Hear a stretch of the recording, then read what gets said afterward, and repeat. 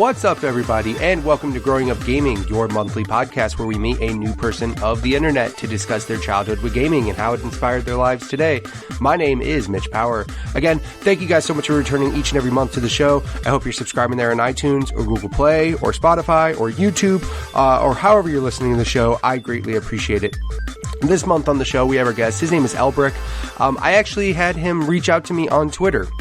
He had caught a couple episodes of the show, sent me a message asking what it takes to be a guest, and it doesn't take much, actually, so we just scheduled a time to record, and he was nice enough to come on and share his stories. If you want to be on the show just like he was, send me a tweet at MitchPower1116 on Twitter, or at the podcast Twitter page, which is at GUG Podcast on Twitter. Without further ado, let's get things started with Elberik. Do you remember what initially got you started playing games? Was it a family member? Was it a friend? Was it some magazine you saw? Like, what got your interest started? All right. Well, it was actually technically it was two phases. Okay. There was my first phase was in the late 90s, like 98, 99. And what got me started was growing up, and actually still to this day, I'm very much into Lego. It's actually to the point where it's a hamper on gaming stuff because I want to spend money on Lego as well. So in 98, a game called Lego Loco came out, and it was basically a city builder, except there were no stats or anything or statistics you had to keep track of. You literally just, here's a bunch of buildings you can just plop down. You can put in a whole big railroad system, and after a certain amount of time, little people just kind of start appearing and walking around. You basically just made a Lego city. So it was similar to like a Sim City, except for it wasn't like as in depth or like any crazy shit like that. It was just basically like building, and then people show up. Got it. Yeah, it was quite literally baby's first like city builder, but it was all Lego. It was all Lego themed, and at the time I was too young, so I couldn't say for certain how many of the buildings you could put down if they were based on actual Lego sets at the time. Right. Because it wasn't like today where if you ever see like a Lego building put in a video game, it looks like it's made out of Lego. It was like pixel art basically. Sure. I'm assuming this was on PC. Yes, this was all on PC. The term Lego Loco, the Loco came from locomotive, because another big focus of it was you'd put down train tracks and everything, and you could run the railroad through the city and everything, and it was fun. Gotcha. Yeah. And another detail that I remember thinking about as a kid, I was asking my parents if they could change the language somehow on the computer, on the game, because every time the little Lego people or something would speak or make noises, it was just this gibberish. Right. So you didn't realize that was like actually on purpose. Yeah, exactly. At first I thought, like, are they speaking Japanese or something, like, or what is this? And then I remember my dad explaining to me that, oh yeah, they're speaking gibberish. And at the time I thought that was just an actual language or something. Oh my God, that's hilarious. Yeah. How old were you at the time? I was born in 92, so I would have been 6 or so, 6, I think. Yeah. Yeah, 6 or 7. That's so funny. Yes. And then after Lego Loco, there were several other Lego games that I got very much into, all of which my parents bought because they knew I was into Lego, and these were Lego video games. And there was Lego Racers, Lego Rock Raiders, Lego Island 1, which I did not play myself at first. A friend of mine had that, but then I got Lego Island 2. So I've heard so many good things about those Lego games on PC, and like I never really played a whole lot on PC, period. Not just Lego, just like anything in general. So like I've heard a lot of good things though about those Lego games, how awesome they were. Yes, they were very fun, and I would actually consider them better in certain degrees than the modern Lego games, because while I've played some of the modern Lego games, I like them. They're all the exact same game. Now they are, yeah, for sure they are now. Like, they are just very... Well, is it the same people that made those as well as the one on PC back then? No. Okay. The ones made on PC, they were made by several different... Because they were made by several different studios that I think Lego either partnered with or Yeah, they partner with, and most of them have either completely gone away or they've now been like, morphed or absorbed into some other companies. Right. But yeah, I'm looking up the Lego Loco game right now. I'm seeing it right now. Nice. Yeah, right. It's a game called Intelligent Games. Yeah. Yeah, so I mean that's the name of the game company and everything. So it looks like they did.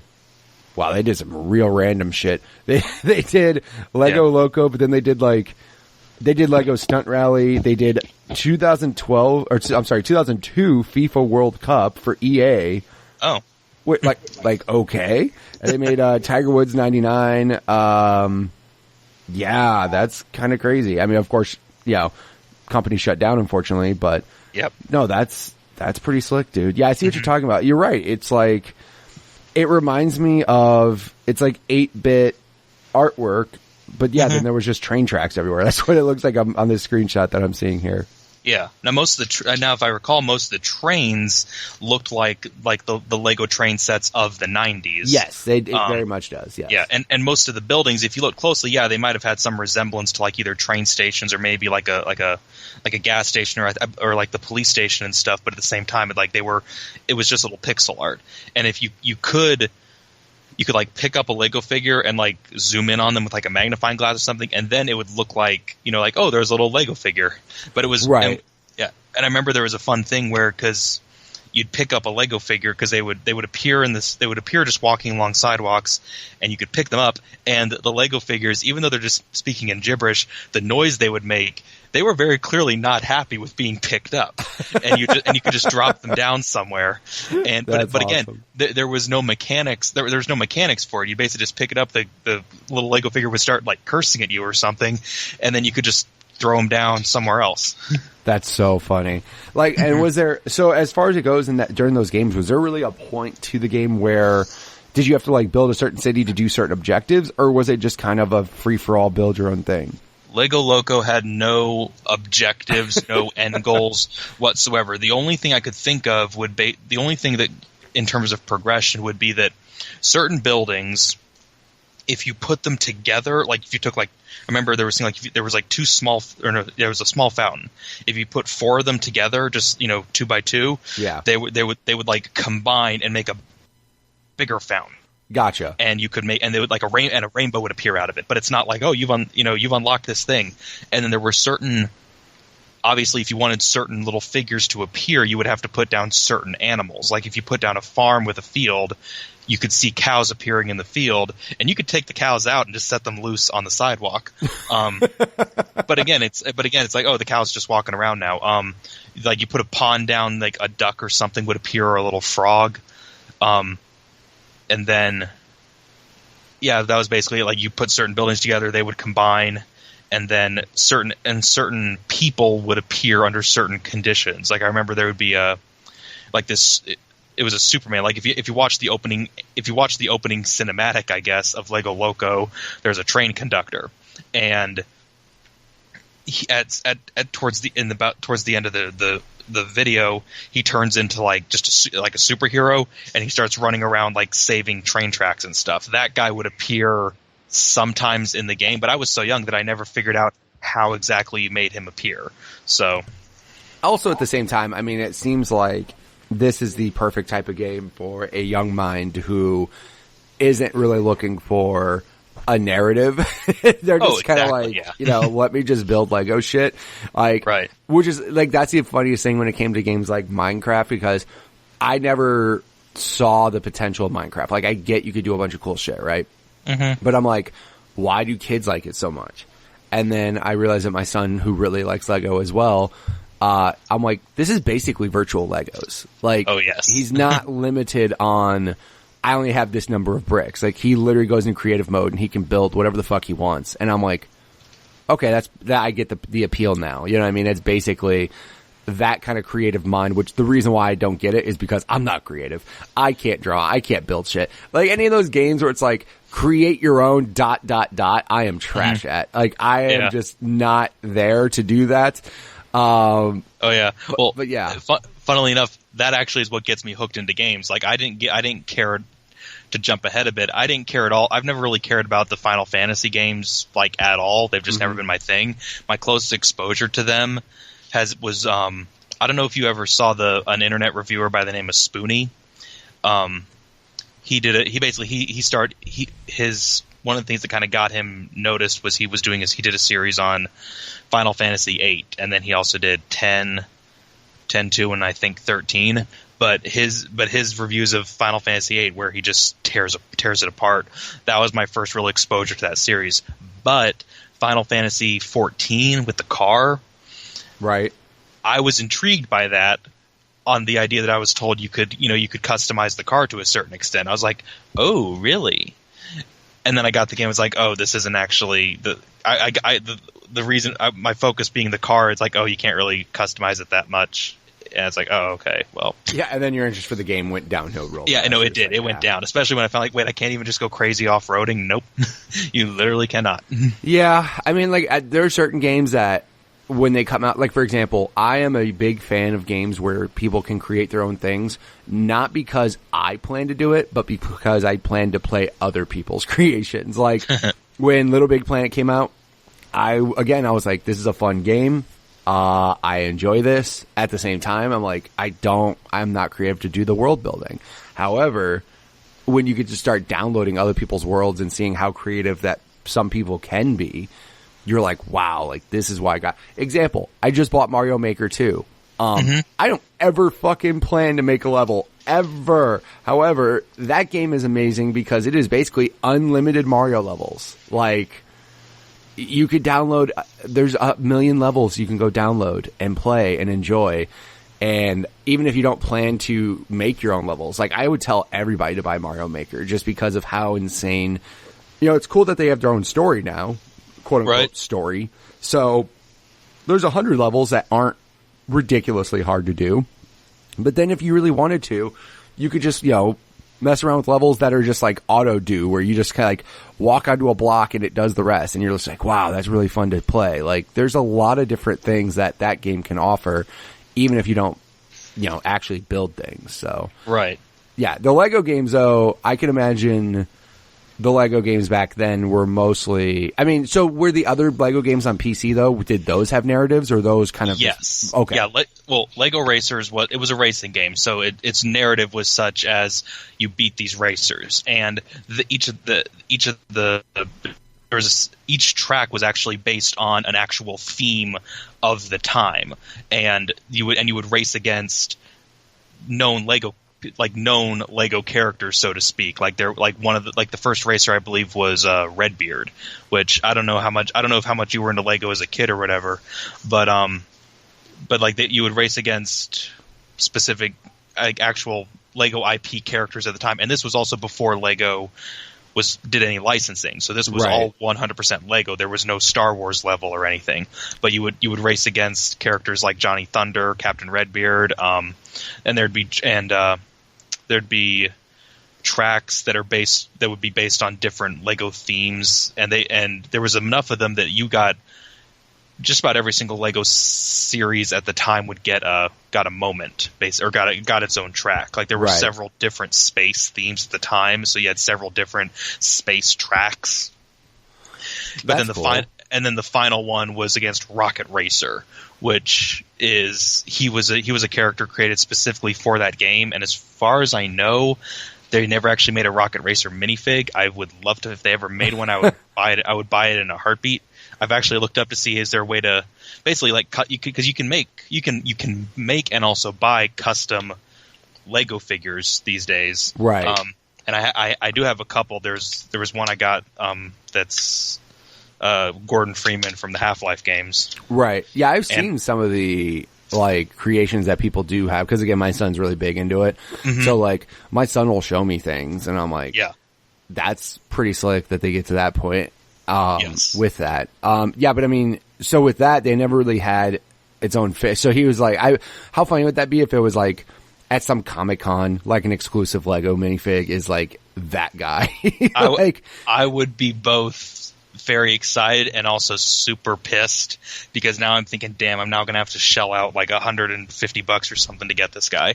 That's how I feel every time something Kingdom Hearts or Gears comes out. I'm like, God damn it. Like, I really don't want to buy this twice or spend $250 on this edition. That's exactly how I feel. Right. Yeah. But they have made references to Rocket Racer because there was so with your son you might have then seen the collectible minifigure series that come out occasionally. Yeah. There was one earlier this year, I believe. No, last year.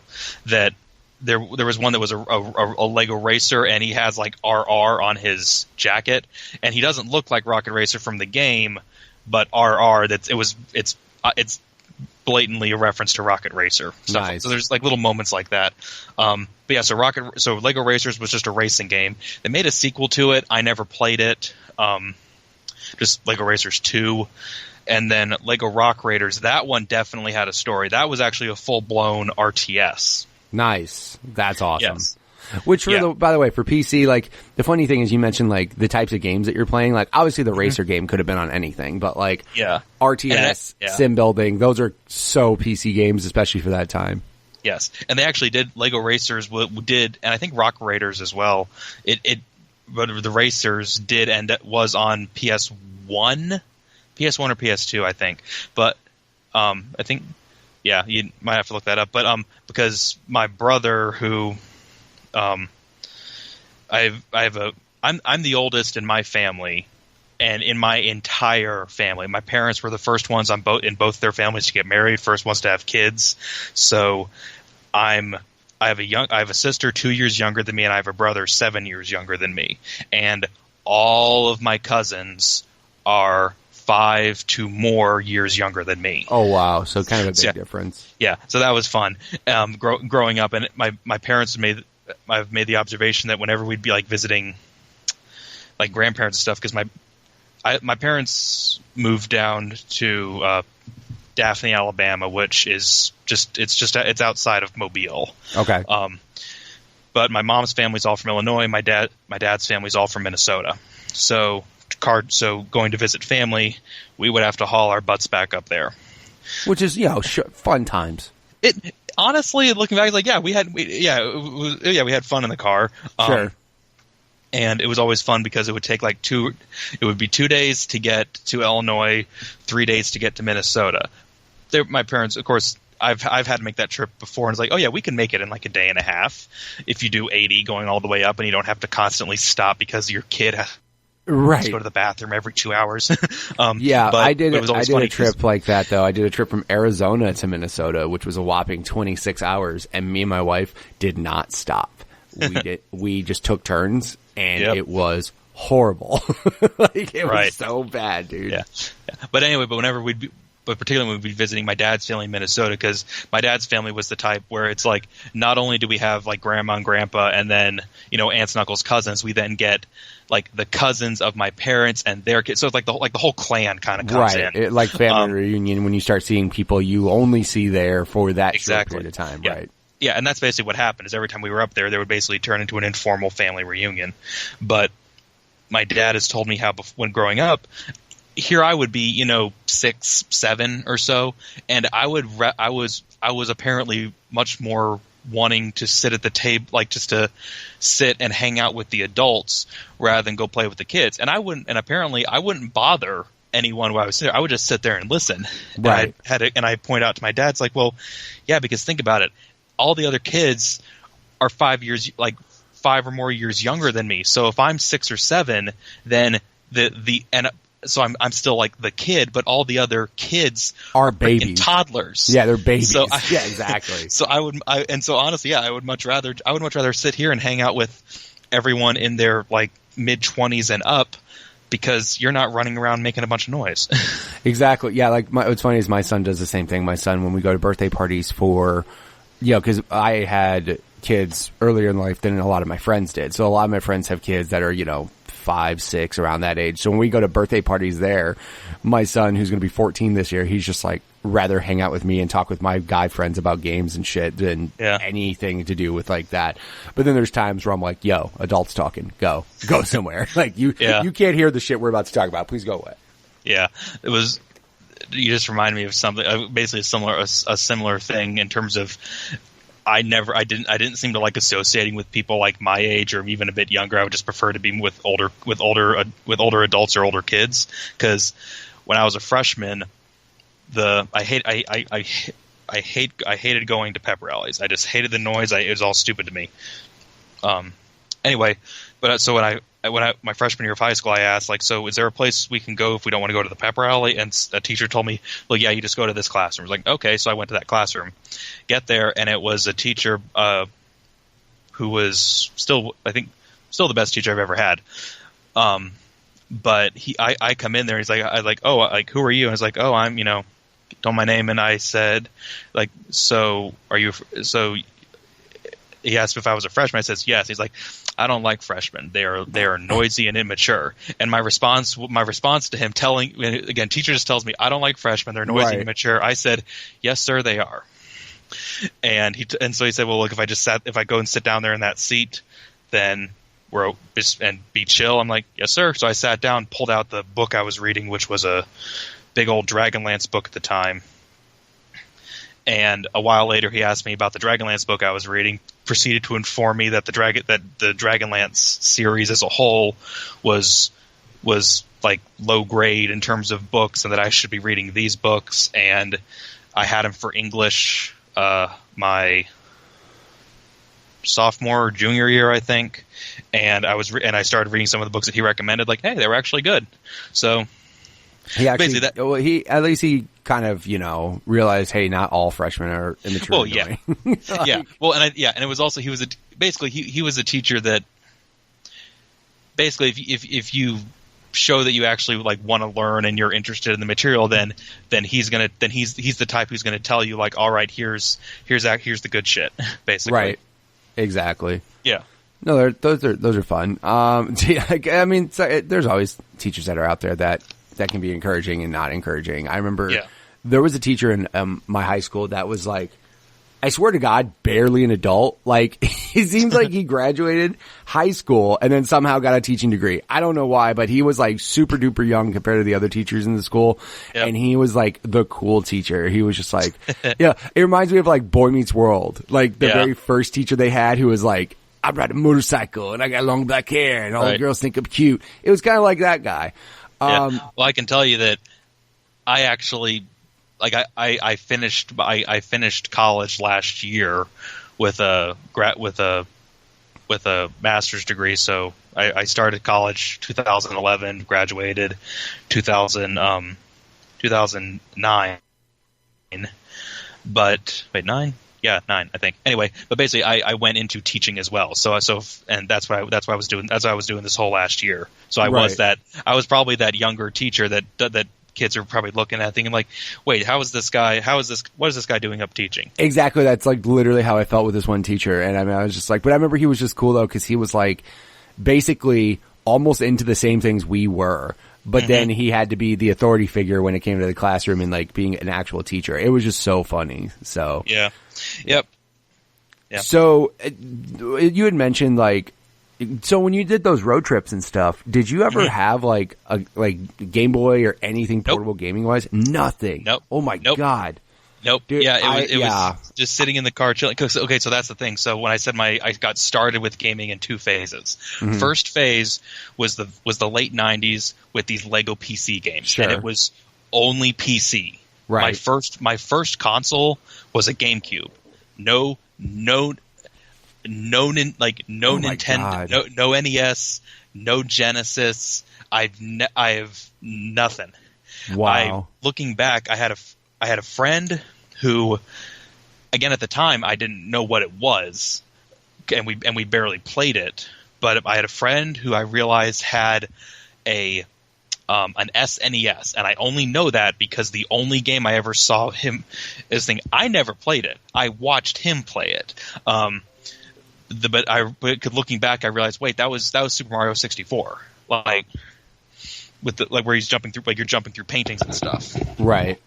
So I saw that, and I probably played a little bit of it, but I saw that, and then I had another friend who I remember we played 007 Nightfire on, I'm guessing it was a PS1 or PS2.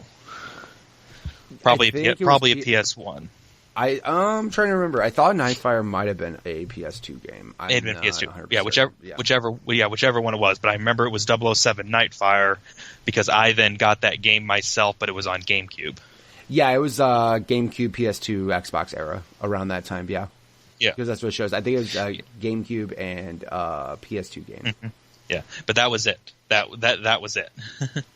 Yeah, I mean, as far as because I mean, like I said, some people see, for me, it's the exact opposite because I was all about consoles just because growing up, we didn't have much money. So as far as having like a PC that was capable of playing games and all that kind of shit, I just didn't have one that was available until essentially being out of the house and being on my own and being an adult. And even then, I had just become so conditioned to console games that I was just like, I'm not doing PC games. When I tell people like, keyboard and mouse sucks. I prefer a controller. Of course, I light up every PC fanboy's like heart with that. There's like, what the fuck are you saying? But I don't. You know what I mean? Like, I just prefer sitting on a couch playing a console game. Oh, for sure, yeah. And with and it's not. We didn't have like a super big like computer like a Pentium or something at the time. And because I've managed to get. Rock Raiders is still one of my favorite games of all time. I love it, and I've been able to get it running on newer PCs. I've actually been thinking about getting an older computer that runs XP, but it's got beefed up specs and stuff. Like basically the best XP computer you can get. Yeah. But I've been thinking about basically getting an XP computer, but basically treating it like a gaming console so that I can play like older PC games without having to worry about, okay, can I get this thing to run on Windows 10 maybe? Right. But of course, I mean, Windows 10's pretty good. Windows 10's usually pretty good about if you know what you're doing. Sure.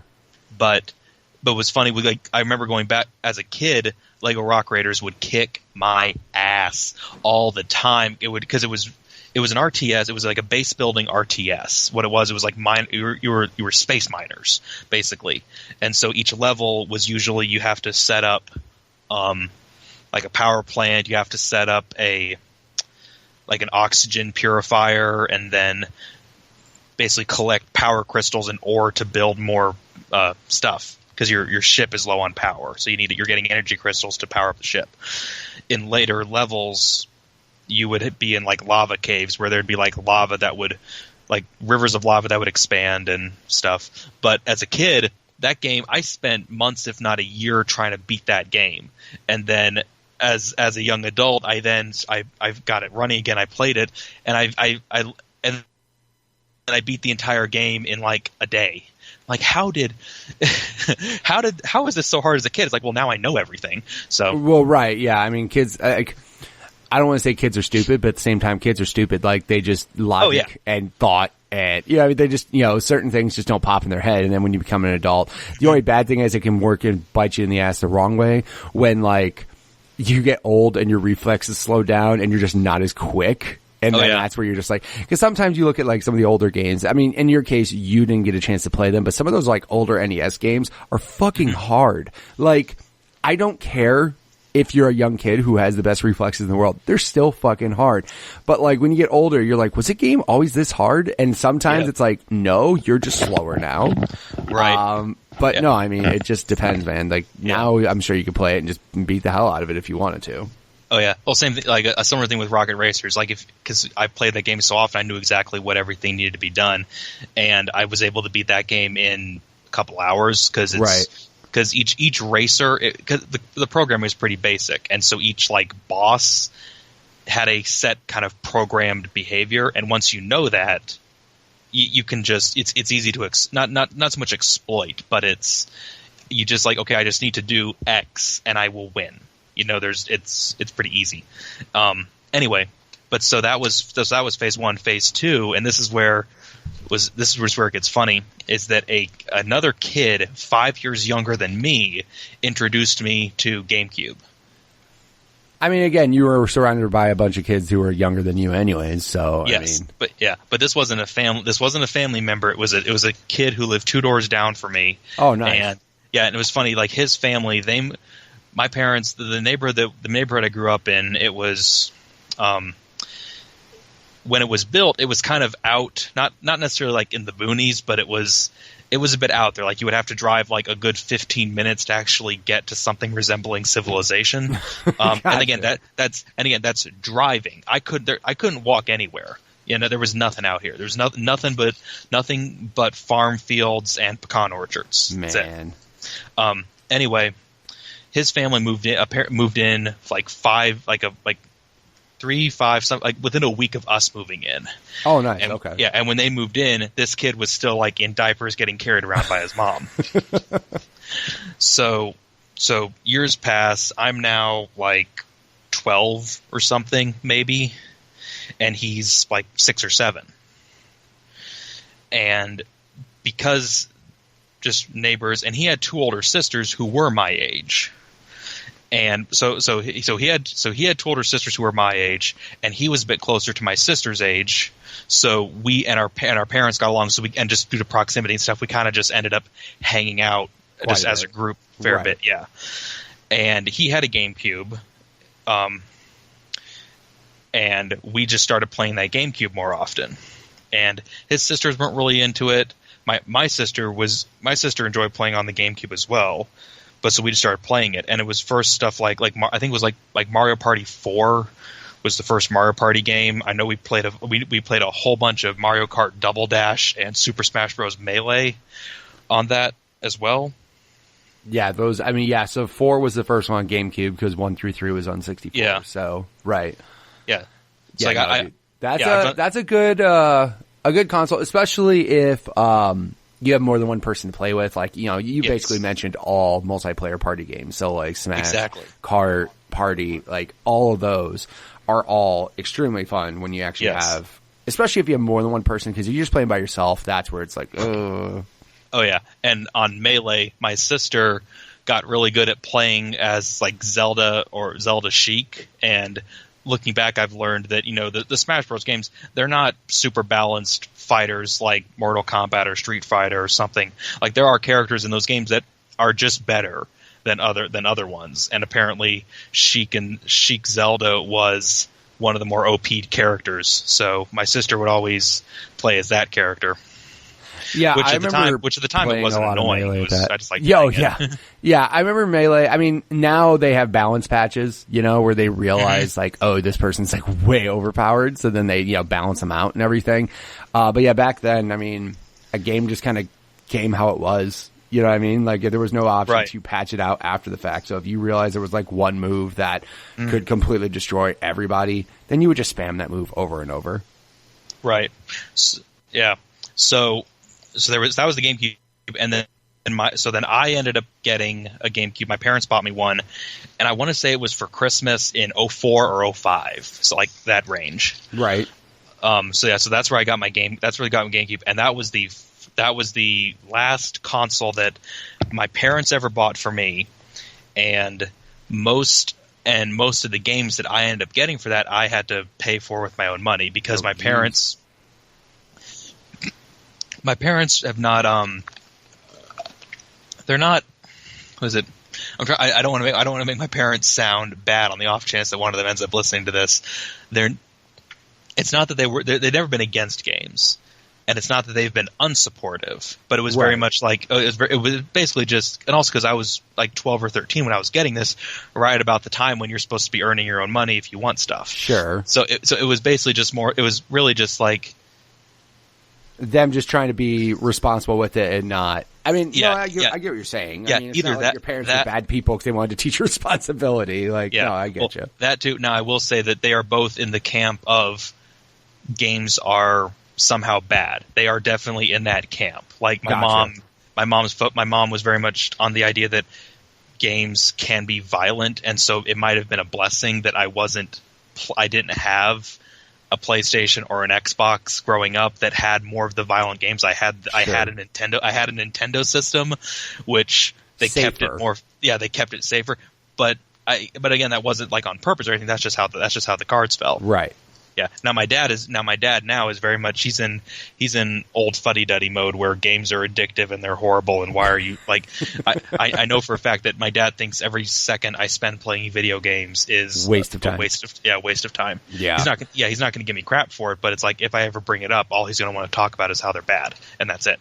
Right. I mean, like I said, I think just depending on the generation and stuff. So obviously my kids play games, go figure. And also they've had games around them their entire lives. So I mean, me as a person who's played games basically their entire life, I am understanding of how where the good and bad can come out of games. So at the same time, I don't think games are bad whatsoever. I think too much of anything is bad. So for sure. I think you should expand your horizons and try to do other things besides just one thing. That's just me. Just experiences, hey, it's cool just to learn different things so that way you're not just solely on one item and that's all you got. Yeah. But with parents though, I mean, my parents weren't necessarily against games, but at the same time, there's certain expectations. As long as you're doing well in school, they didn't really give a shit what I did. They were just like, you have straight A's in school. What can I do? Like, what do you want me to say? Exactly, I can't yell at you for anything, so you're doing fine. Yeah, growing up, I tried to give my sister this advice, and at the time, she didn't really take it. But it took me, around sophomore or like late sophomore or junior year, I finally figured out, like, wait a minute. So if I just actually get my work done in school and have good grades and stuff, and like just don't get in trouble, my parents don't care what I do. Yeah, essentially. When I'm at home, they don't hassle me because everything's fine. Yeah, I'm trying to tell my kids that. Like, I was one of those kids that I would, and I mean, again, I don't know what it was, but it was just instinctual into me. Like, I would come home, I would do all my homework immediately, and that way I was like, cool, I don't have to worry about this shit. If I had a paper that was due in a week, I would literally go home, finish it that day, and be like, cool, I'm done. I don't have to worry about shit. And that's just how I was. I try to instill that in my kids because, like, there's been moments where they just straight, like, ignore it until the last minute and then they're screwed. But, like, I'm, like, waiting for that day where it sinks in. And my daughter is getting there. Like, my daughter's getting to the point where she realizes, like, if I just get my chores done, Dad won't bitch at me all summer for not doing anything. Like, it's like, so, like I said, she'll wake up in the morning, and also she's still waking up at like normal times, for the most part. She'll wake up, get her chores done. I'm like, you get your chores done? She's like, yep. I'm like, I don't really need to say anything else to you today. Like, you got your stuff done. Like, we're good. And then she'll just, and I go, don't bother. And then my son's like, why are you harping on me so much? I'm like, yeah, do your shit, and I won't. Like, I'll be fine if you just do the things we ask you to do. And I think, again, like, same thing with schoolwork. Like, my son, same thing. I'm like, yo, you do your schoolwork. Because they have time limits on their shit. And they're like, what do I need to do to get unlimited time? I'm like, have straight A's. Simple. You have straight A's. I can't say a thing to you. Like, I can't say a word, like, anything about it. You can have as much time as you want. Right. So, have they gotten there yet? No. But, like, I'm like, all you gotta do is do this, and you'll be fine. So. Okay. But, yeah, I mean, but I mean, like I said, some parents are also of the mindset, depending on the age difference as well. Like, some parents see video games and think they're immediately just bad. Like, they don't have anything productive. Obviously, they're also thinking of games in the past where now gaming is so much more than just jumping on mushroom people. Like, there are stories out there. There are, characters and just, like, narratives out there that rival movies. And I think video gaming personally is better than movies, depending on the game and I guess in the movie, but like, they're just, you being a part of that interactive story is where gaming shines. And like, some people, again, they just see what they see on the news and they think that's gaming. They see Call of Duty, they see Fortnite, they see whatever it is, and they think, oh, video games are bad because they're not doing this. They don't see Life is Strange. They don't see, Last of Us. They don't see any of those types of games. Yeah. And my mom's definitely would be more supportive than my dad, and basically what it boils down to is I try to explain to my dad that to me playing a video game to me is the exact same thing as reading a book or going to see a movie or something.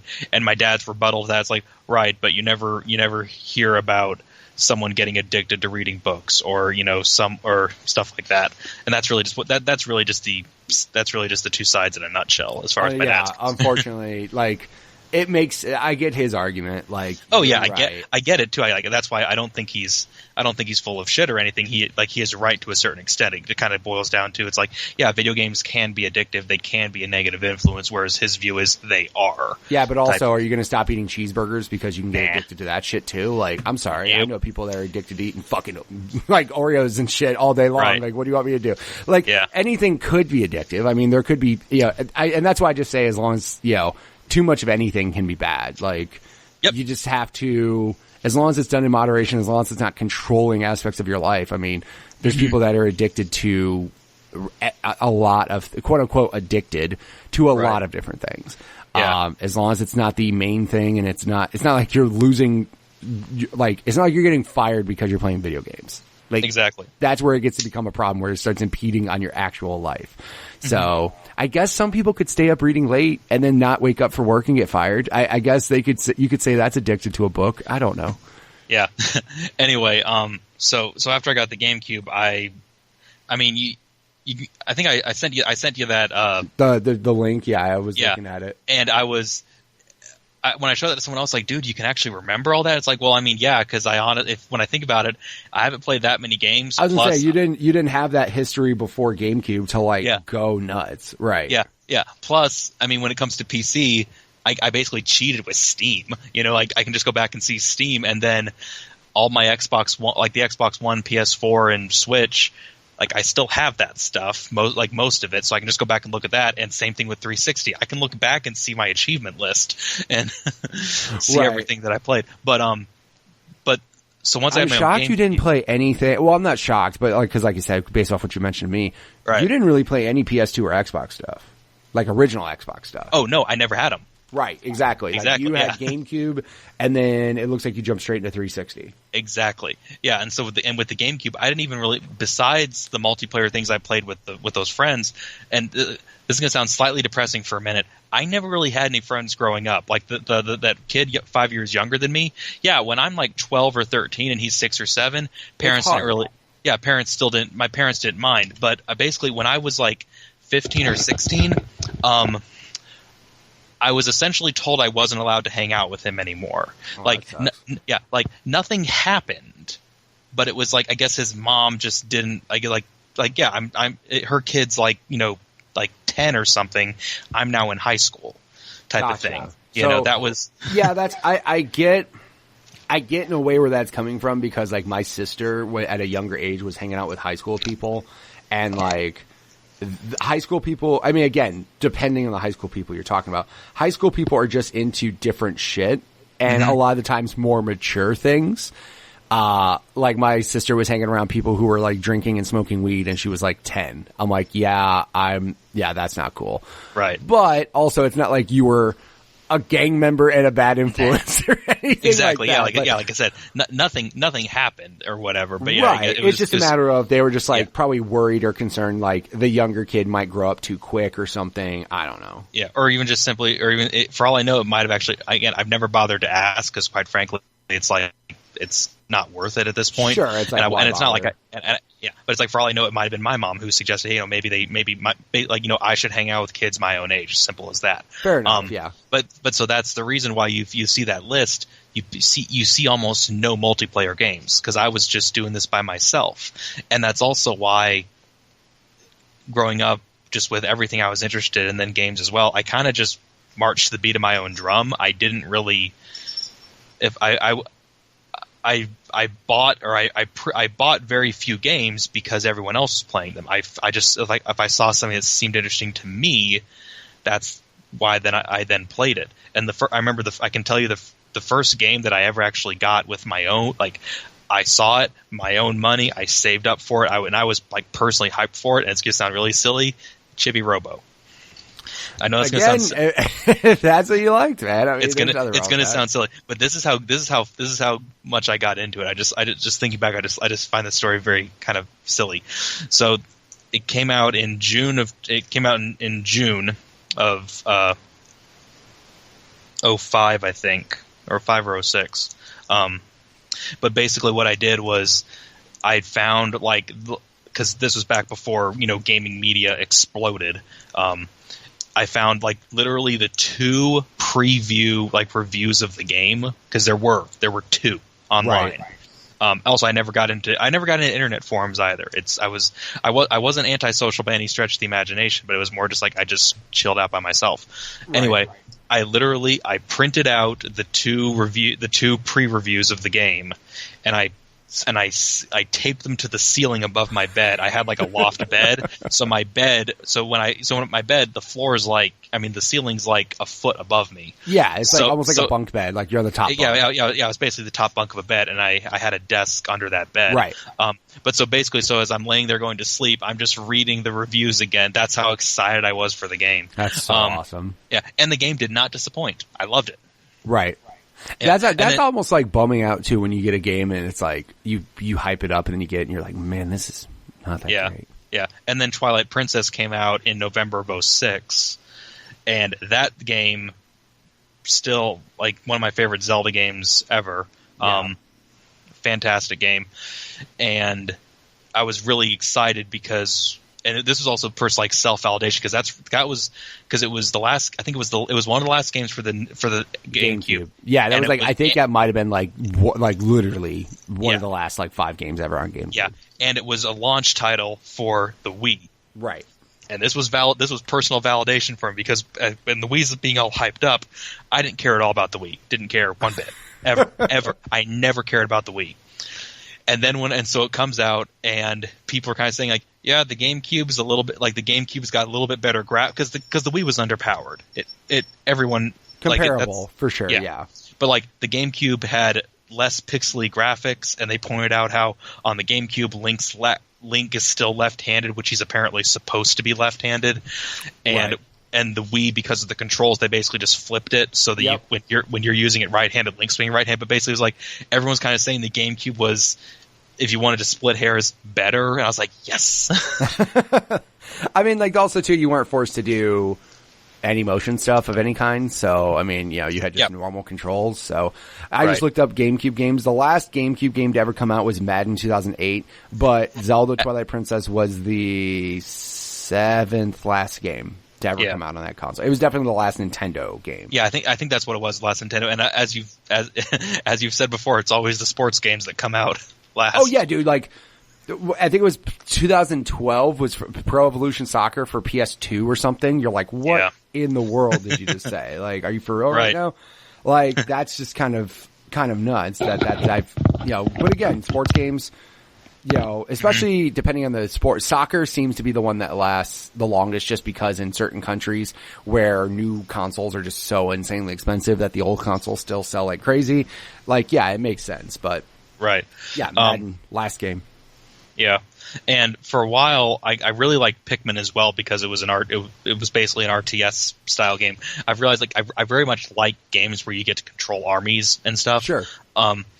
And I was actually introduced to Pikmin thanks to braces because the dentist or the orthodontist, I should say, office, they had these basically consoles like where it's like, the TV's in a box and like the controllers. Right. Basically like what you would see at a store. Right. And one console was one of those like retro game pack things, like you could play like Dig Dug and like Pac-Man and stuff, like one of those.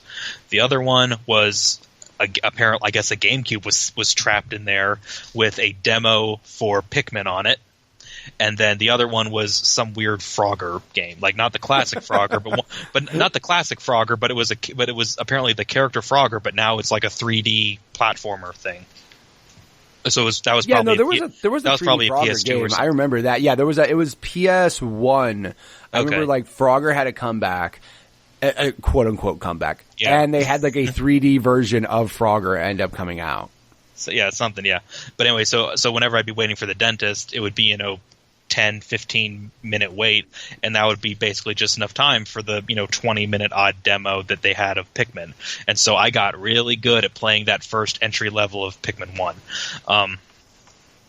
And then I later then I played it, and I finally got the game itself as well as Pikmin 2. Loved them.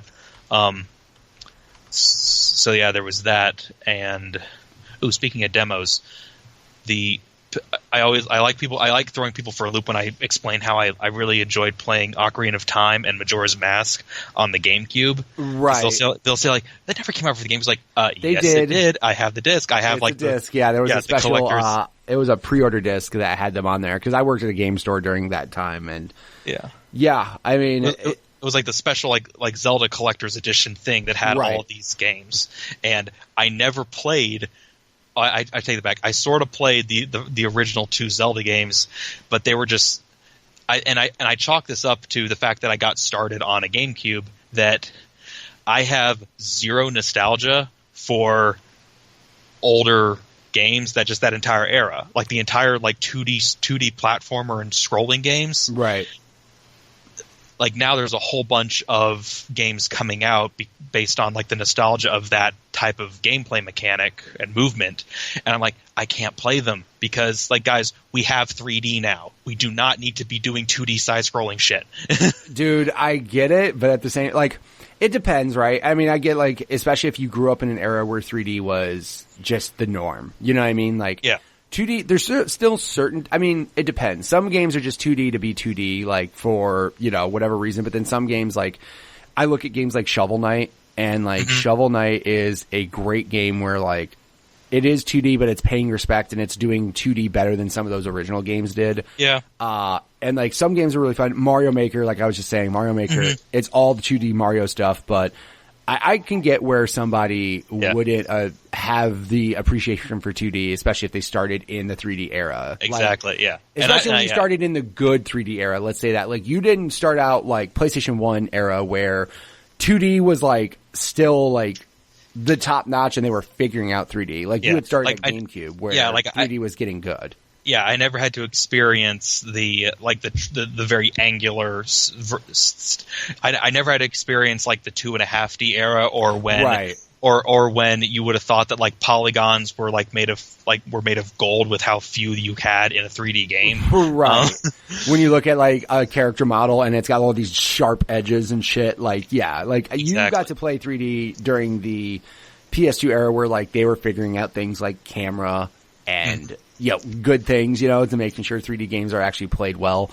So I get where you could say like, hey, I didn't have any of that. Yeah, like technically the oldest 3D games I ever played, again, growing up. I've since gone back and played some other stuff. Sure. But the oldest ones was Ocarina of Time, basically. That was the oldest 3D game that I played back then. Which, for the most part, that was a pretty good 3D game as far as like figuring out the camera angle and like, because that was a big problem is like back then, like, dude, nobody knew how to fucking put a camera in a 3D game. Like, they just did. No. But, like, Nintendo seemed to have it right where, like, zooming the camera around the character, having full freedom of turning the camera how you want. You know, like, there was, like, the fixed camera games, like, you had, like, your Resident Evils where it was, like, a fixed camera for 3D space. And it worked, but then it was just odd, you know what I mean? Like, I don't know. There was a lot of experimenting, but then obviously once they figured it out, also dual analog sticks really helped. Exactly, yeah. So, and it is really just a kind of cool thing with seeing the technology, because as you said, you know, cameras were wonky at the time because previously no one had to worry about the camera controls. And then even then, when you had the controller, like the buttons and knobs on a controller, okay, how do we control the camera with this? There was a video game reviewer that I got into like in 2008, and I still very much enjoy him, named Yahtzee Croshaw. He does the Zero Punctuation videos. I don't know if you're aware of him at all. I love that guy. If I had to pick like role models, he would be in the top 3, which I guess that whatever that says about me, let that happen. Right. But seriously, I love that guy because he's been going since 2007. Like he's survived like 3 or 4 like internet purges. Right. And he's still going, still doing the exact same shit that he's been doing since day one, and it's still good. You know, I love it. But the reason why I brought it up because there was some game where they did something weird with the camera controls, and he basically had a line where it's like, you know, look, we established that the second analog stick is for the camera. That's what it's for. If you try and make it do other stuff, it just gets frightened and confused. Like that would be something that he would say, right? Yes. Like, oh yeah. It's funny. But yeah, like I get where you're coming from. As a person who lived through the 2D era, I'm like, how dare you say that? But at the same time, I try to look at things in perspective. Like, obviously, you were playing games when 3D was good. When they had it all figured out. Yeah, you didn't have to play through the bullshit, like, let's figure out 3D, and then eventually 3D got good. Because I can imagine, like... Oh, yeah. And, you know, I'm happy that my kids, for example... they have the perspective of knowing like 2D Mario is still awesome. You know, like I try to instill that. I didn't want my kids to be like, Yo, I didn't want the last thing I wanted. And this is a weird reference. I didn't want my kid to be that kid from Back to the Future 2 that's like, you're using your hands. That's a baby's game. If I ever heard my kid say, you're playing a 2D Mario game, that's a baby's game, I'd slap them. I'd be like, what is wrong with you? I don't want you turning into young Elijah Wood in Back to the Future 2. I just want you to realize that games can be good regardless of genre, regardless of what you like, just because of what you like. Like, this isn't what you normally play. Doesn't mean it's necessarily bad. Like, experience different types of things. And I mean, when my kids were younger, it's funny, they started playing the Lego games. And that's literally, anytime anybody asks what's a good starting point for kids, I have to say that. Like, and I would agree. And I've heard you say that before, and I agree with you 100%. Like, they're so good to get kids interested in gaming. And then eventually they spread their wings and they start playing other things. Like, my son was playing Minecraft on tablets first. And then eventually I was like, well, they have this on 360 if you want to try it. Okay, he played that. Well, here's these Lego games. Okay. Well, what's this game? And I mean, he just eventually spread it out to where now, though, it's cool because there's games that he's interested in that I don't give a shit about. And I think that's awesome. Like, I'm glad that he has his own taste in games to where he's not just the norm, like, oh, I just like these games. Like, he likes Dishonored. And I don't know if there's other kids his age who like Dishonored or not, but I mean, he's like all about it. I'm pretty sure they all moved over to Fortnite like a year ago. Yeah, I mean, like, he's into like, he barely played Fortnite, and I mean, he actually played PUBG more than Fortnite. Like, he just, you know, he plays games that other people play. Like, he's got Fallout 76, which is his big jam right now. He loves the shit out of that game.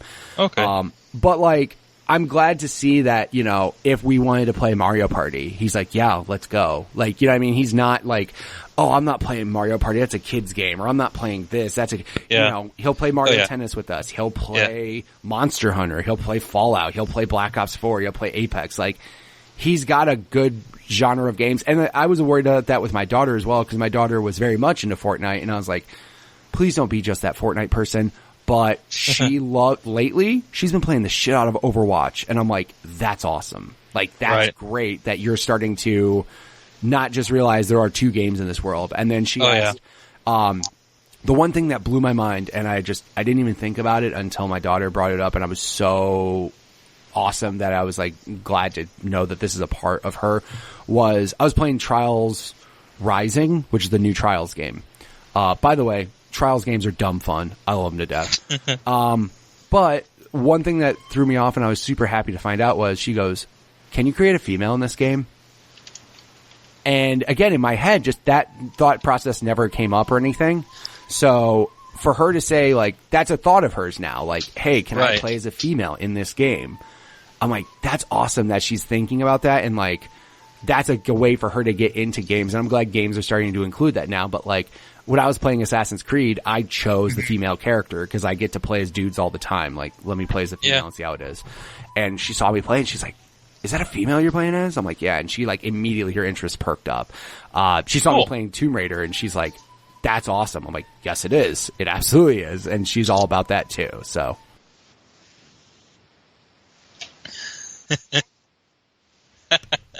I was just thinking, like, wait a minute, I've heard that I had to learn the recorder too. Yeah, she's doing that, and I'm just like, yeah, that's what I figured. So, I don't think she realized I was recording a podcast. So, let me make sure I put some show notes in there. Edits, and a guest recorder solo. Yeah, exactly. I'll add that as like a bonus show notes. But she didn't realize I was recording. It's fun. But as far as it goes, like, I'm glad to hear that, like, you know, as long as you're including with games and stuff, even though you may not be into 2D games as much as 3D, at least you appreciate, like, here's where things were back then. Yeah, well, I'm very much into, like, just history, like, just in general, just just history of everything. And so even if there's something of video games that I might not be particularly into playing myself, I love looking at the history of it and the historical aspect, and I don't refuse to play 2D games. Sure, they're just kind of a hard sell for me. You know, like every time I see a game that's like, oh, this is clearly inspired. This is like every time you see a game described as, you know, it's a Metroidvania game now, it's like, okay, that's gonna be a hard sell for me because I have so much other stuff I want to play. You know, that I kind of do start to get a little nitpicky and a little snooty when it comes to certain aspects, just because. again, I have, because I have no nostalgia. Right. I have no nostalgia for the entire Metroidvania era. So if that's the game's main selling point, I'm like, well, okay. You want something else to sell you on the game besides that. Like, that can't be like, I know that's its own genre, so you can't have it be like, that's the thing that sells me. Which, I mean, to be honest though, that same thing happens for me when it comes to certain genres. Like, for example, when somebody's like, oh, it's like a Dark Souls type of game. I'm like, fuck that. I'm not trying to like get my head kicked in for 2 hours and then be upset about a game. Exactly. So. I played Dark Souls. I played Bloodborne and Dark Souls 3, and I very much enjoyed them. Like, they're fun. Like, they were fun. I didn't. And well, I sure didn't. No, I made it. I never finished any of them. I made it so far, and I finally was like, you know what? I'm tired now. Like, this is. I'm tired of smashing my head into the brick wall, and so I just stopped. And I've since just learned, because it took me 3 times of learning the lesson, forgetting the lesson, and then relearning it to now it's where, like, what is it? Securio Shadows or something. It's from Software. I always get tongue tied when I say that. And it was basically like their Dark Souls, but it's Japan instead now or something. Right. I can't remember the proper title, but basically when I saw that, I was like, that looks cool, and I've noticed ever since I noticed that there's like no games set in feudal Japan. I really want a game set in feudal Japan, and I'm hopeful that the Assassin's Creed will eventually get. I was gonna say, all you have to do is say, "Hey, Assassin's Creed." Yeah, it's only a matter of shit together. It's only a matter of time, because they're running out of other stuff. Like, we're gonna get Assassin's Creed Ninja Assassin. We're gonna get it. I think like the two they haven't done yet, which are the one of them is the rumor for the next one, is Vikings, which I'm so on board with that shit. Just because, like, Viking, that whole era, I can imagine Assassin's Creed game being awesome. That'd be fun. Especially with the boats and the boat combat and all that. I'm like, yes, that sounds fantastic. I could see them doing it. Right. And then, but for sure, Japan. Like, for sure, do that, please. Yeah, it's like, I'm surprised we haven't gotten it already. That has been like a big rumor forever, is like a game set in Japan, samurai era. I'm like, that'd be amazing. That whole thing between samurai and shoguns, the daimyo, like that like there was there's like entire periods where the entire country is basically just in one giant like 7-front civil war. Right. You know, it'd be even better. And then eventually you get China as well, just during the period of the warring states. Like, it writes itself, you know? Right. Those are, like I said, I think the 2 eras they haven't done are like the Viking. And again, every time I think of like, oh, what else are they going to do? And then they come up with another era. I'm like, oh yeah, that actually kind of makes sense. Like I played, Origins, and I was like, fuck yeah, like this is awesome. And then I'm in the middle of playing Odyssey, and I'm like, dude, I love Spartan kicking people flat out. I love, especially if they're on a ledge and you just kick a fucking person like a mile away. It's the greatest feeling ever. Yeah. When I saw that, I thought, you know what? If I could figure out how to do it, I would totally just make a mod so that every time you did that, the sound file of This Is Sparta would play. It just plays on a loop, right? Oh, speaking of playing music on a loop, okay.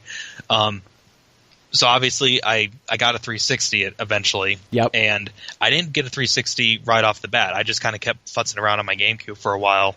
I got a Xbox Elite, like the black one. Right. And like, I got it used in like 07 or 08, I think. Okay. I think more 08. And here's the thing: I bought one without a hard drive because that's what I could afford. Yeah. And I looked, but I didn't, and I did that on purpose because I basically looked up with because I had at that time I did this. There's some guys I hung out with in high school, and they had 360s. Like the guys I hung out with in high school, they all had 360s, and it was all Halo for them. Sure. And but at the time at my house we didn't have wireless internet, so I was like, okay, I was just up shit creek at that point. But I was like, well, I want to get an Xbox 360 because I started seeing the games and they looked cool, and I had started listening to Zero Punctuation at that time, and so I was at that point I was just, again, like 2007 2008 I started just becoming aware of, oh, there's like all these video games now, and so I wanted to get in on that. But I figured out that you could basically run a 360 without its hard drive, but you would need I basically got like an 8 or 16 gigabyte thumbstick. Right. that I stuck in there, and you can run the Xbox off of that, because I basically realized, well, the console has everything in it. I just need some space for the saves. To store actual game saves and such, right? Exactly. And so I don't need a lot of space for that, because also at the time my first games were borrowed from a friend, and they were I love RPGs, and I got Oblivion and then Fable 2. Oblivion kicked my teeth in, because think about it, I was going from just playing like fun little action adventure stuff on the GameCube. Like full blown RPG, and to the point also where people look at Oblivion and it's like, oh yeah, Oblivion had just these weird, like, I didn't even know, like, oh, you have to sleep to level up. I didn't know that. And very early on in the game, I contracted vampirism. I didn't know I had vampirism, and so I'm just playing, and then I suddenly get to a point where I would go to talk people, and they would be like, monster, and I'm like, what? Like, what and the apparently fuck did I do? I didn't do anything. Yeah, and I'm just going like, what's going on? And at first, because I was playing as a dark elf, so I thought, oh my god, is there actually racism in this game? Cool, because or something. And then I kind of look at my character like, why does my character, like, he has all these wrinkles in his face? And then I step outside and I burst into flame. Like, what's happening? and then I had to go on this long ass quest to cure myself of vampirism, and I'm having to run into like, I'm level like 6, and I'm running into areas that are way over leveled for me. Right, I had no idea what was going on, and I finally was like, screw this game, and so I got the other game that I'd borrowed from a friend, which was Fable 2, right. And it was literally the best way I can describe it. It's like on a hot day or something, and you're running and you just jump into this pool of cool water. It's like, yes, thank you. And Fable 2 is one of my and to this day, Fable 2 is one of my favorite games. Just, I love it. It's a game that I like. I'll go back and play Fable 2 just over and over and over again, because it's fun, it's simple, it's hilarious. I love it. Yeah, that game was one of those. I remember when the first Fable got announced, like, and it was coming out, they were like hyping that game up so much. And I remember Fable 2, a lot of people liked. I think it was Fable 3 where people were like, ugh. Like, I don't remember. Well, it was that one where people were like, not as fond of it. Well, that whole thing with Peter Molyneux, how he'll basically is like, every single game he makes, it's apparently the second coming of Jesus, dude. And he would do that so many times with his game, and then it was with the goddess like RTS thing, or basically the god game that he made, which was kind of where it finally like, this is no, we got to stop. Yeah, like the problem with Peter Molyneux is that dude was like the master of hype and never delivered. Like, that was the problem. Is like, my favorite thing in the world is one of my buddies has like a list of people he would punch in the mouth if he saw him in real life, and like one of them is Peter Molyneux. He's like, that motherfucker lied to me for years, dude. Oh yeah. I'm like, and I've listened to some interviews from like people who'd worked for him, and they would kind of describe how like they would be watching an interview where that he's giving with kind of this dread, because he would talk about stuff that's going to be in the game, like during the interview, and the dev people are looking at it like, what? Like, this is the first Why we've heard are you of saying this shit? Yeah, like, what are you doing right now? We've never, like, it's one thing if like, oh, we talked about it, and like, and now he's saying that, oh no, it's going to be a feature. It's like, this is the first we've heard that the game's going to have like trees growing in real time. Wait, what? Like, yeah, that's got to be an awful thing to worry about. Like, he said he's like the master of hype or something, and it's like, I think it's also he drinks like it is like he's the cult leader that drinks his own Kool-Aid for basically. Sure. Like. Again, he has like all these grand visions. The problem is that he doesn't have the time, money, or technology to make them happen the way he wants them, or the way he describes them. Oh yeah, and then I think when I found out that like he's not even like a game developer, he's basically just like a good idea guy. Yeah, like, he's a good idea guy. Yeah. It makes, with Fable 3, I'm pretty sure that was the one my buddy was like hella pissed about. He was just like, all right, dude, you talk any more words about any games, I'm never buying your shit again. Oh yeah. I mean, the other person is Cliff Bleszinski, because when Gears 2 like DLC came out, like there was some like video going out of just like, you know, Gears 2 like held back maps to have him as DLC, and then he's like, that motherfucker held back parts of that awesome game because he wanted money, that piece of shit. I'm like, dude, stop. Just stop. Yeah. He's just a developer. He has ideas. I would say like Cliffy B is an idea man as well, but he actually develops games and like makes. Yeah, he doesn't overhype things. Like when he says things, they actually kind of deliver. So Peter Molyneux is just flat out a visionary. Let's just say that. Just it never happens. Yeah. And then going back to like games that I just missed out on, I never played GTA 4. So that whole thing of like where GTA 4 changed everything, I'm like, never played it. I played Saints Row 2. Yeah, dude. Oh my god. Which Saints Row 2 is also really fun, and I like how because just going back from a history perspective, I found out that Saints Row 2 was actually in development before GTA 4. Like it was like these two games that ended up being kind of similar. They were being developed separately at around the same time. Saints Row 2 ended up getting delayed a little bit, I believe. GTA 4 comes out, and so by the time Saints Row 2 comes out, it's like, oh, it's a GTA clone. It's like, no, we were doing this first. Well, Saints Row 1 was very much like a GTA clone. I remember that. Yeah. And I mean, my favorite thing is that Saints Row has gotten to that point where it is fucking absurd. It is. Well, because Saints Row 2, it is like they started to like kind of remarket it as like wackier version of GTA, because the thing with GTA is they made it like it's so realistic, but it's also starts to get a little bit boring. And that's the thing I noticed with like GTA 5 as well, that it's like if you do want to go on like some sort of rampage in GTA 5, it's like you have to put in effort if you want to actually go on just an insano rampage. Right. I think what's funny is like Saints Row, like where Saints Row starts getting, especially when you start looking at like Saints Row 3 and stuff, that's where they started going nuts. Saints Row 4 is like Fast and Furious, but like way more adult themed. Well, it's like the Saints Row series, like they jumped the shark and then went back around for like 3 victory laps, basically. Like I got Saints Row. Was it Saints Row 4? I think. Yeah. I can't remember which. Okay, hold on a second. I just need to look. I need whichever one came in like the.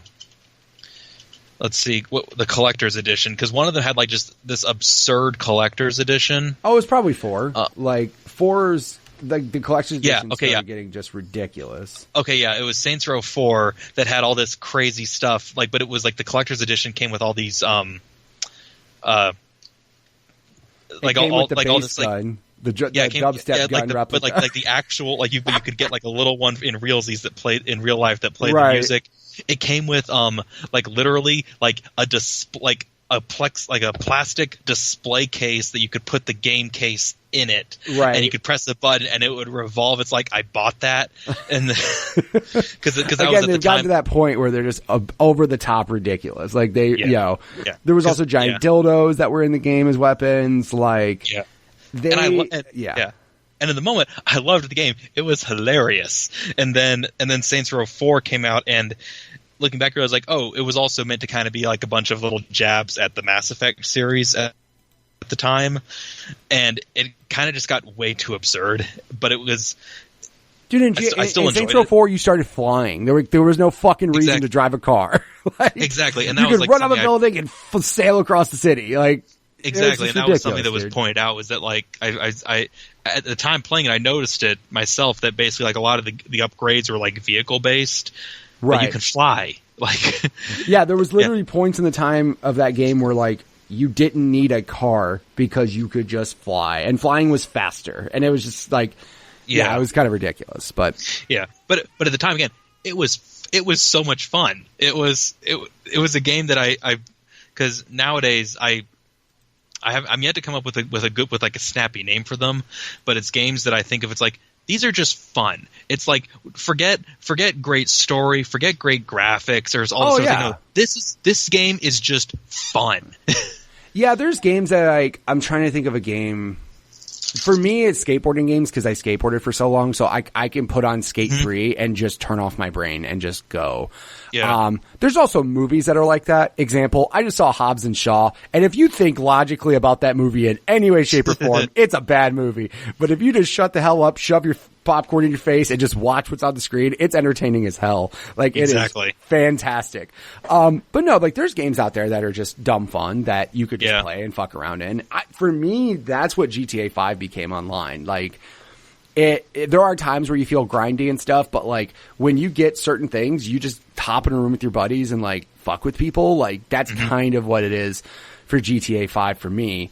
But yeah, I mean, there's definitely games out there that are very much that, not the have to sit down and think about the story and how the characters impacted you. It's like, no, let's just shoot shit and like do whatever. So yeah, okay. Now on the subject of games that I've just found fun. I'm probably going to make a few enemies here because, as I'd mentioned, I don't really with like a couple exceptions. I seem to have had very good luck when it comes to games because I don't pre-order games a lot, and if I'm really interested in the game, I'll look up as much as I can about it. So that with a couple exceptions, I've never really bought a game that I ended up regretting. There have been a couple, so don't worry. I'll have an answer at the end. Yeah, right, for the question. But right. I will definitely have an answer because there has been one for sure. Two, technically. But certain games that a lot of people have kind of panned, I've then kind of come around to the game later, like after the dust has settled, played it with the thinking that with the knowledge that everything people have said about it, and I've played it like.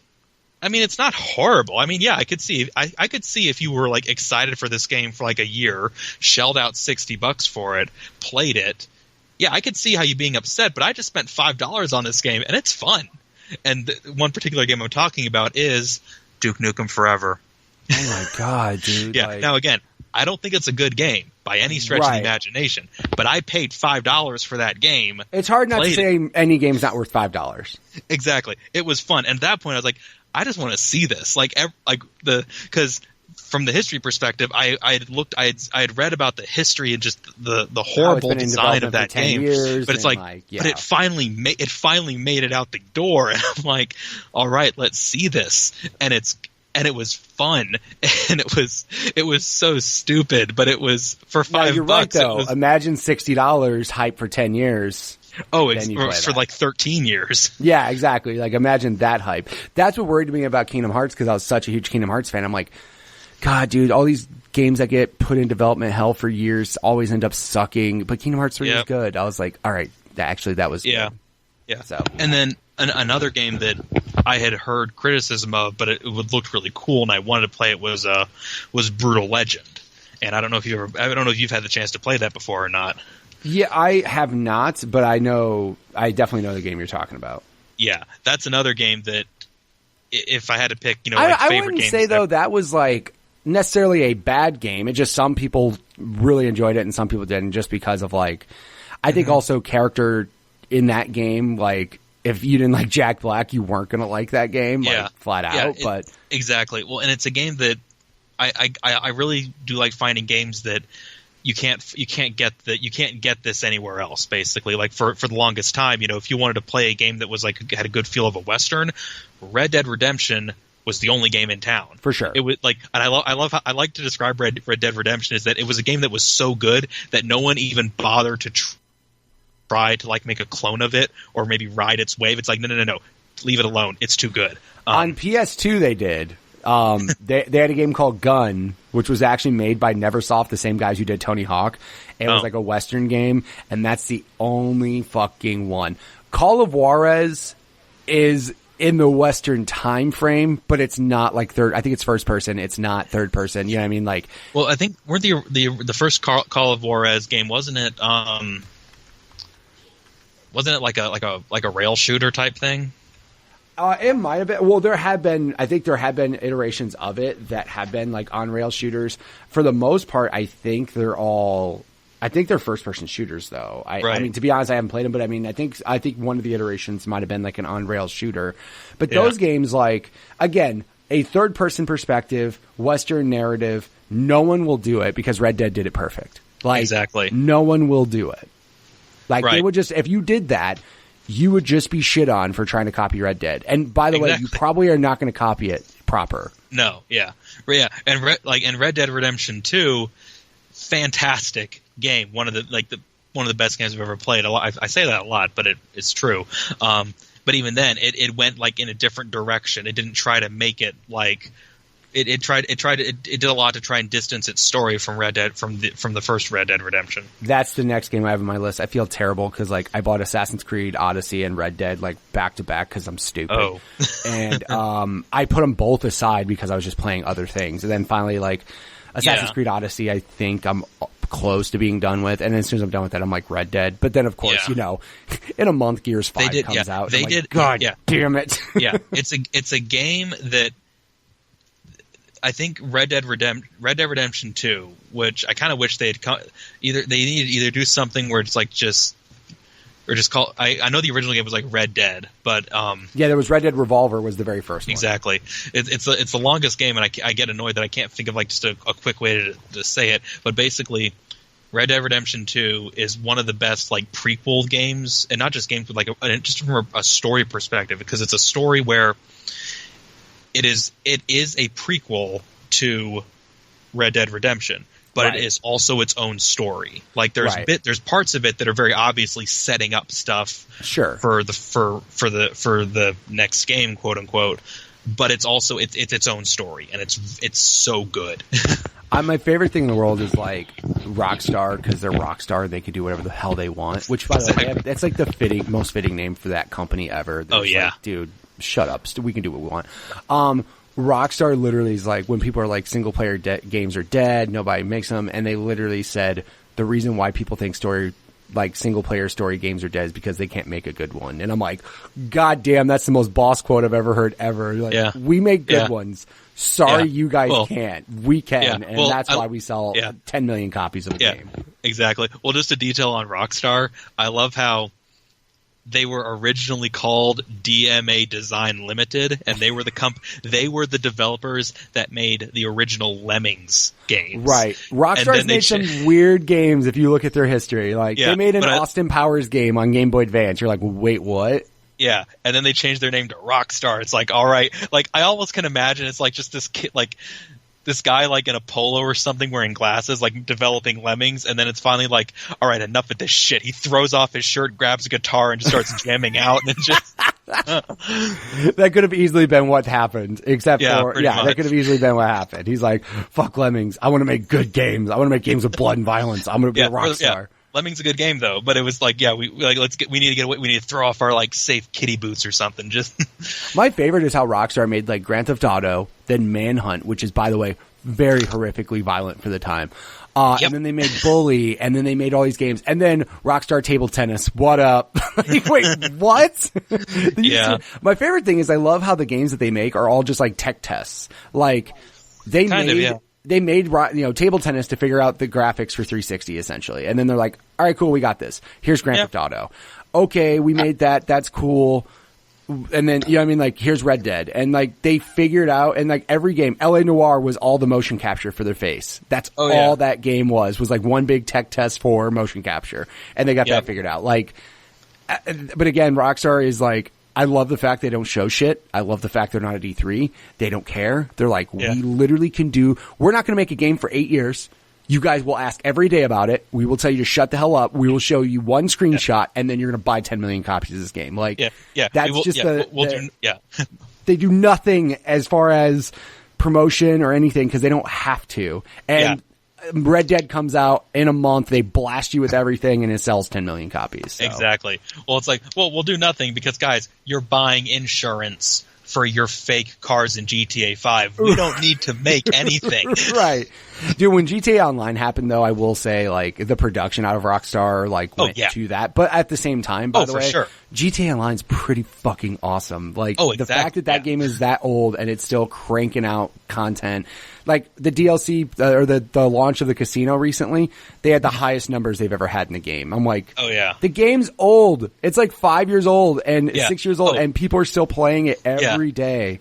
Yeah, well, and on the subject of like old games that are, I love that they're still getting support, and I find it funny that I'm talking about this as an old game, but Skyrim, like, dude. Skyrim was a game, like, it came out in 2011. I got it so I start college. My freshman year of college, I go into August 2011. Skyrim comes out November 2011. I'm surprised I didn't end up having to drop out with how much time I put into that game. Right. It was fantastic. It's still one of my favorite still one of my favorite games ever. Like, especially if you're talking about like fantasy RPGs, I would say Skyrim number 2, Witcher 3 number 1. But I love that Skyrim, you still have people modding that game. Oh yeah, and playing it, and again, like the best quote from Todd Howard: "Why do you keep putting Skyrim on everything? Because you guys keep fucking buying it." Exactly. It's like Skyrim. I think is honestly, I'd say one of the greatest games of all time. And I kind of, whenever I see like a best of like RPG list of whatever magazine, and again, this is me, young kid, kind of getting angry at grandpa or something, but I'll see like Baldur's Gate is like in the top 5. I'm like, guys, that game came out 35 years ago. Stop it. But again, you get those people. Like I know, it's like no one has played Baldur's Gate since 1933. Stop putting it in the top 10 list. But again, like you look in perspective, like at the time, like that game came out, it was like, holy shit. And that's how it was Skyrim for you. So exactly. Again, it makes sense though. But I mean, same thing. If you get like top 10 rock bands and like somebody sees an old band on there, like no one cares about that band. Actually, like a lot of people care about that band, but it's for sure. Right. Yeah, it happens. So, exactly. You've mentioned all the games, the great games you have played. So I'm going to get to the question that I mentioned earlier. Everybody gets good games, and then some people get bad games, and they get hyped, and they spend full $60 on it, and they get the game, and it's not good at all. What is the worst game you bought with your own money? Okay. I hate saying this because someone already said it, but it's literally the only thing that I can honestly say, because it's the only one that I bought with my own money that I paid full price for and everything. No Man's Sky. Dude, I don't care if people say the same game, because that's like when people say a game that makes sense to me, I go, I understand. Because like the worst thing is, and I don't blame. Oh, hold on, let me phrase that.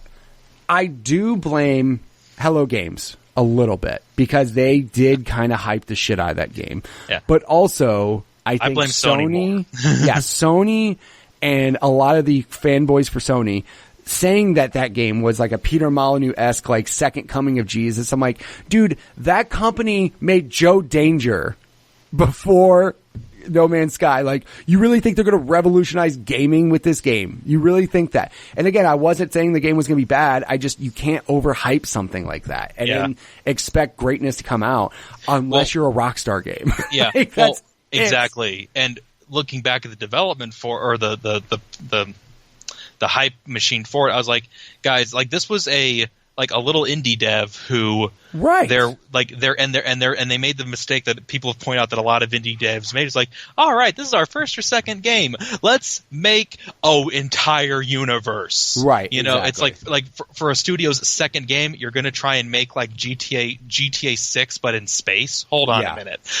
Yeah. And by the way, you have like 30 people on staff. Exactly. Not Rockstar's over 1,000 like people. Yeah.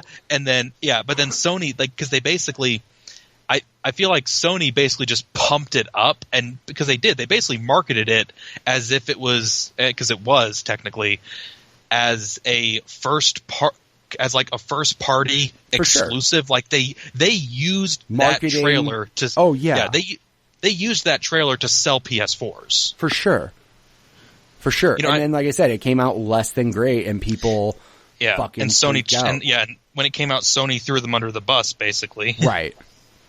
And then what they'll say is, shout out to them for like turning that game around, because when they did the update and like it got released on Xbox and they did this big update, apparently people like, if you look at the Steam reviews when it first came out, it was fucking tanking. Now it's like reviews within the last 30 days are like mostly positive. You're like, shit. Well, because because looking back, it was basically it was the same thing that's happened with every single other one of those big sandbox games that because like Rust came out and Rust was super popular, and so everyone's like, all right, we're now going to make our clones of Rust, except it's Rust with dinosaurs, or it's Rust but there's zombies, or it's Rust but you're in space now, because it's like, okay, but then all these games, they release as alpha games and everyone's playing the alpha game.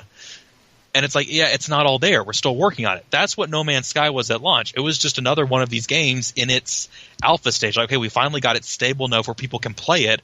We're still working on it, though. And, if you come back to us in like 2 or 3 years, then the game will be what it's actually kind of was promised. Right. No, I mean, it makes sense, like I said, now that they finally got things together, now that they finally have the different types of things there to show those, like, it's just so, I don't get how a game from such a small developer wants to do such a large thing. And I get you want to expand and stuff, but then when you have a company like Sony just straight like marketing it the way they did, it's crazy, man. But again, I don't disagree with your answer, so it makes sense. And I didn't regret it as much as a friend of mine did, because I bought a physical copy. He bought a digital download. So I was able to sell my physical copy. I think I got like $30 for it.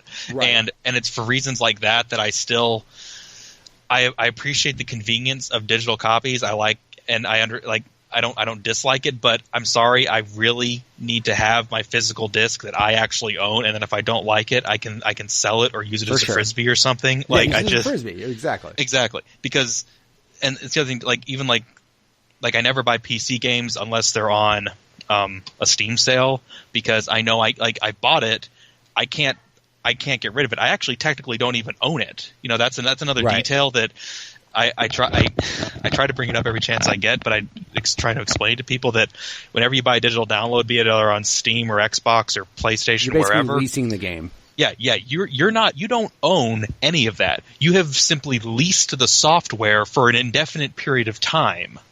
That if the devs or studio or whoever, or the publishers, if they ever decide that, oh yeah, we don't want people to have that anymore, yoink. Right, exactly. Unfortunately, but yeah, I mean, that'll be the hard part about preserving games and all that stuff. So hopefully, see where things go. Now I said I had like a weird answer for it because there was No Man's Sky, but there's a game that that I didn't spend my own money on. I got it as a gift, but I regretted it because it was one of those gifts where it's like I was a bit old, because it was one of the last games on the GameCube. I think it might have actually been like the second or third last game on the GameCube.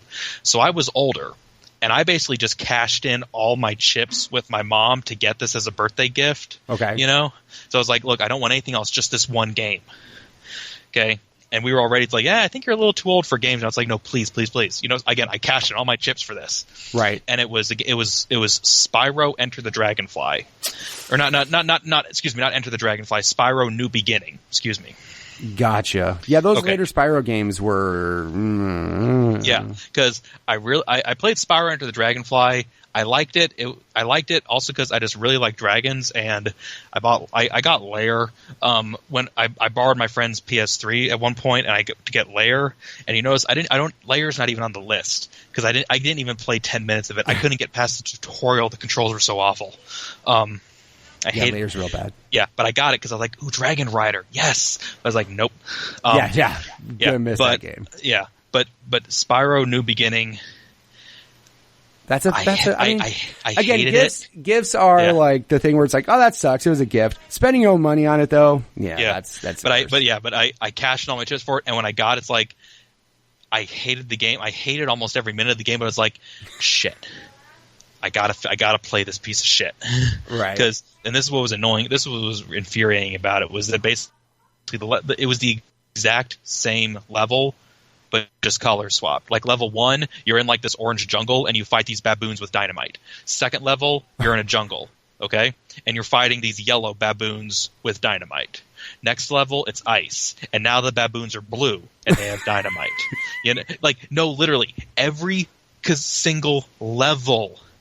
It was literally the enemies were exactly the same, but they were just color swapped. And you had different breath weapons, but even then, the breath weapons, it's like, okay, you have a fire breath. You blow out orange particle effects, and the enemies are damaged. Then another level, you have an ice weapon. Okay, you now blow out white particle effects, and the enemies get damaged. It was literally the exact same level over and over and over again with just color swapped.